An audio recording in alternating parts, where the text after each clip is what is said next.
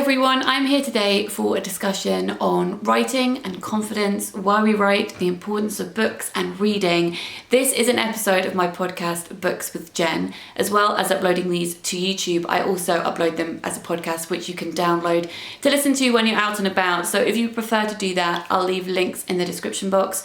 You can also find captions if you need them by clicking the CC at the bottom of this video. Today I am joined by Raymond Antrobus, who is a poet who I think is absolutely extraordinary. I adore his collection, The Perseverance, which I've spoken about on this channel many times before. And today we're going to talk about poetry, identity, teaching, writing, deafness, what he's been reading recently. He's also going to read you some of his work too. So stick around, listen to what he has to say, then go buy his collection, which I'll also link down below, because it's a bit bloody great. At the beginning of this interview, we're talking about writing poetry and what that's like. I mean, also there's a lot of freedom with poetry, because I was told for years by almost every non-poet that no one cares about poetry, no one reads poetry, no one's by poetry. So just do what you want, because it doesn't really matter. It's not going to make you money. No one makes a career out of it. Blah blah blah blah. Like really, like down. That's like liberating and depressing. Exactly, at the same exactly. time. But I think because I'd had so many years of going into schools and engaging with young people with poetry and seeing how much it works. Yeah. What an incredible impact it has. And not just in schools in my own country or my own city, but around the world. Yeah. I've seen it constantly. When I was doing my MA at Goldsmiths, the whole, it was focused on emotional literacy, and the whole point of it was almost like a social case study to look at how poetry geared towards using like emotional literacy. So getting young people to write about their lives, about their feelings, and about that kind of self-expression, but how much that can relate to their curriculum and their predicted grades in the future and all this kind of stuff. So it's not ideological. Like we've done the 2-year case study, 98% of all the students that we had that engaged with poetry, came to an after-school poetry club, went up a level in their English. So it, there's real power there. Yeah. It has value, it's useful, and I think knowing that is something that's helped me and inspired me and given me confidence to keep writing poetry.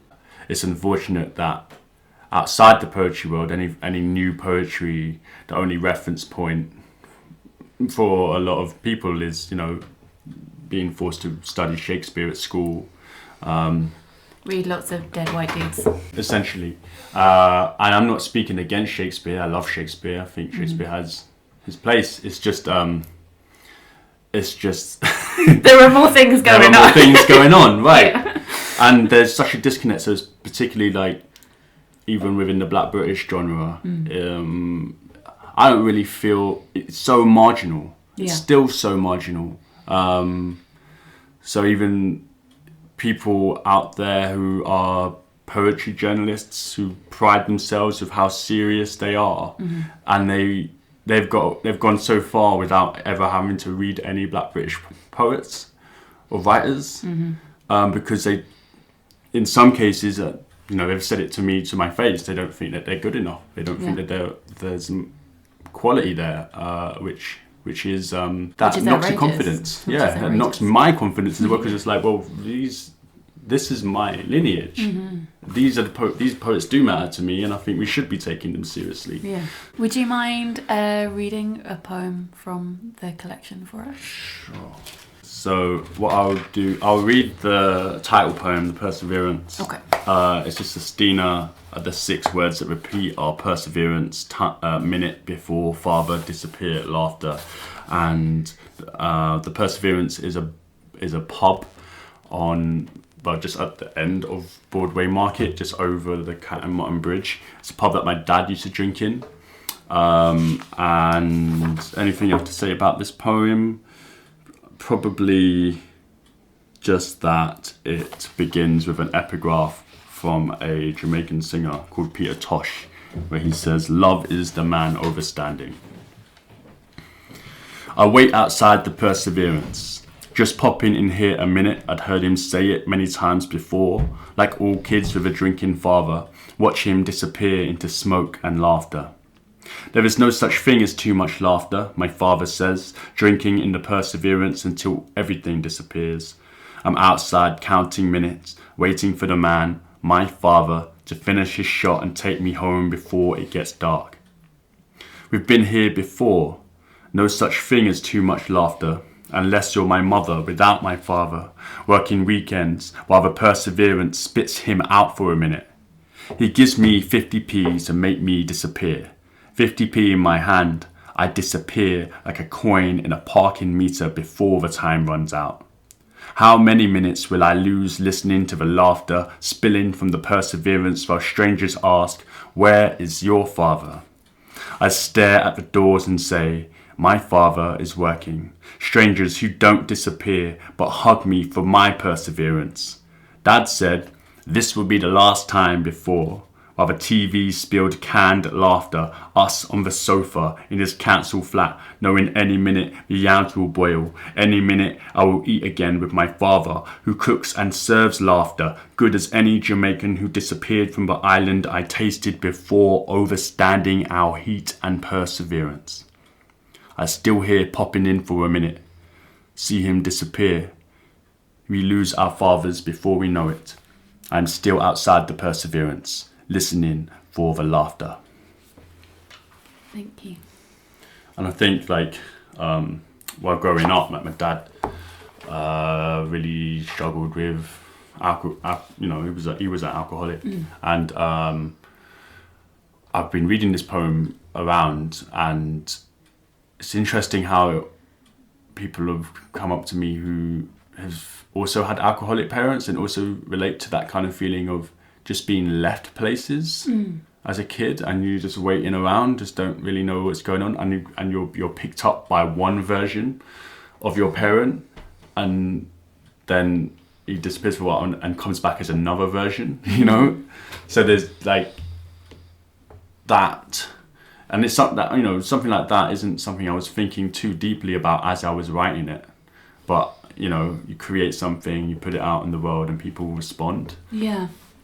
It's also, I suppose, a bit like a role reversal as well. If you think of after school clubs or whatever that parents might take their children to, and then they wait outside in the car for them to come back. Yeah. But you're doing that exactly. instead. Yeah. Once you release something, and that's something that you mentioned before, that poets have said to you, don't rush, because once something is out there, you can't change it. Yeah. But that's the beauty of it too, is that actually other people can change it, and it becomes something else entirely. Yeah. Am I right in thinking that your dad used to kind of riff on instrumental Jamaican music? Yeah. Was that an inspiration for writing poetry for you? Oh, completely. Yeah. So, poetry, and this is another thing, talking about confidence, ultimately, poetry is part of my family lineage. Both my parents were into poetry. They both had bookshelves, and they lived separately, and poetry books appeared on both of those shelves. My dad's favourite poet was Miss Lou, a Jamaican poet. My mum's favourite poet is William Blake. So I had this kind of presence of it.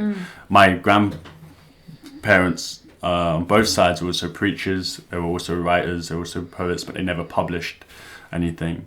So that, that, all of those things kind of tied into giving me permission, I suppose. But my dad would, in his own way, wouldn't really approve of me saying I wanted to be a poet, because it wasn't making sense to him. I think he would just be a bit like, yeah, that's cute, but yeah, where's the money? Yeah. You know what I mean? It's a fair question. It is a fair question, and I only just now, now that I'm like, oh yeah, I'm never gonna be able to afford a house.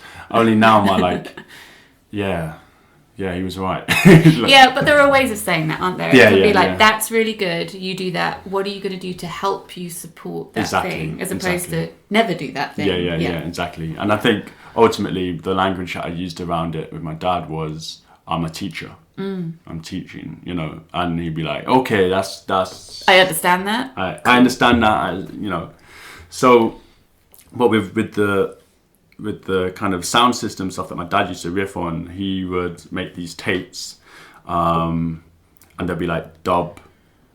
So it's just like instrumental reggae basically, and you've got people like Lee Scratch Perry who would release whole like dub plates, and my dad would buy them, listen to them, and then he would have this strange, wiry, complicated system with like a vinyl player and then 2 tape deck players, and he'd find all of this stuff like out on the street. I suppose what he did though was a kind of, it was a kind of poetry in that he would play the dub beat and then he would just speak over it like, calm down, here come the rhythm, yeah man, alright. And then he would like insert little Bible quotes. Man was born to multiply, yeah man. And then just riff it. And like, that's a spoken word album. It is. It is, it absolutely is. And then at the same time, like, he would like record poets on the radio or on TV or whatever. And so he had this whole tape of Miss Lou poems. Some people know her as Louise Bennett. And he would play me the performances of these poems. And I'm like, I'm like 4 years old. And Miss Lou's famous poem, one of her famous poems is Colonization in Reverse. So, he would sing it along. What a devilment at England, them wage war and curse the worst, but we wondering how them gonna stand colonization in reverse. So it's like, it's again, just part of my atmosphere as a kid. And how did deafness interact with poetry with you when you were younger? Yeah, I think because it wasn't discovered until later. So I went through my first 6 years of life with my parents and my teachers just thinking I was aloof. And it wasn't until my mum got this telephone, and it was this big like white telephone that apparently was really loud. And it would ring, and everyone would react to this ringing except me. Yeah. Like if I wasn't in the room, I'm not responding. I know that's what my mum said. She said that she looked at me, she looked at the telephone ringing and was like, he's deaf, of course. Yeah. And then immediately, almost like, fast tracked me to getting a hearing test, diagnosed. Within that year, I'm doing speech therapy, I'm doing hearing therapy, I've got hearing aids, I'm given radio aids to wear in classrooms. By the time I'm 11 years old, I'm learning sign language. So I've got, had a whole heap of support, which in a lot of ways made me, I don't think, or at least made a part of me. And it's tough because now I go into deaf schools and I see some of those avenues aren't there for young deaf people because of the funding cuts. What specific kind of avenues? What, like speech therapy? Speech therapy, long waiting lists, or not, not enough of them. Yeah. Hearing aids you now need to pay for if you lose them, and that they can cost you around £600. The closure of deaf schools. So I went to a deaf school, which was also part of a hearing school, and that's where I learned sign and all these different things. And was that a secondary school? A secondary school, yeah. And so now, even though the population of deaf people being born in this country has gone up, there are fewer deaf schools, and the ones that remained open shrunk. So there were 150 students in my school, my deaf school, and now I did a residency. It's Blanche Neville in Highgate, and now there are 75 students in that school. Deaf students are now just mainstreamed, and I still go into schools, primary, secondary, and see, 1 or 2 deaf students among 30 plus hearing students. And I remember how difficult that could be. In some ways, writing The Perseverance was the kid I was, writing, like, still being inside me and needing to write this book for himself. And I think that was also something that gave me a focus, that kind of, I suppose, passionate objective. Yeah. Where I could be like, I bring this book out, and if no one likes it, fine. That has to be okay. Yeah. And I'm lucky people do like it. People like it a lot. I want to ask you about that idea of society. So if there are more deaf people in mainstream schools, that society sees it as the ideal for deaf people to conform to hearing people, that is the state that you should be in. I have a condition called EEC syndrome, which means I was born with missing fingers and spent a lot of time in hospital when I was little. I write about disfigurement, and what I find interesting is that sometimes, depending on the person and the publisher, they think that's exotic and interesting, and they're like, yes, but then not too much, because you have to appeal to everybody. And I remember having publishing meetings, and when I was asked to pitch, like, what are the themes of this collection? I was like, okay, queerness, disfigurement. I could see them going, oh God, like just going back in their seat thinking, oh shit. Not in a like horrible, well, I guess it's not for it. I find it horrible. They don't mean to be horrible, but just in a, how do we market this? How do we, they're waiting for me to say something that they think is completely universal, like love. And they'll be like, great, I know what to do with that. And I wondered what kind of experience you had writing about deafness and sending that out to publishers and at gigs, etc. What kind of reaction do you get to that? What do you think people expect from you? I loved, your tweet about that, about characters and particularly villains being defined by a disfigurement, a scar, something and that's just seen as a quirk, I'm on pen in the margins, so I'm not like on some major press. I'm on like some small independent press, so I don't think there were Tom Shivers at Pen in the Margins never asked me any of that or didn't make me feel any of that. No. So that was cool. But also he trusted me, to just kind of handle that, because ultimately the book, I wouldn't say that The Perseverance is primarily about deafness. It's hard, right? Because you're like, it's about this, but it's also not about this. Yeah. Which is how you feel about yourself. You're like, I am this, I'm also lots of other things. Exactly, yeah. So catch me on any day of the week and I'll be like, this is really important and I need to talk about it, or that's not important and I don't need to talk about it right now. Yeah, that's it. I think it's offensive to people to say, hey, you can only understand this one thing. Right.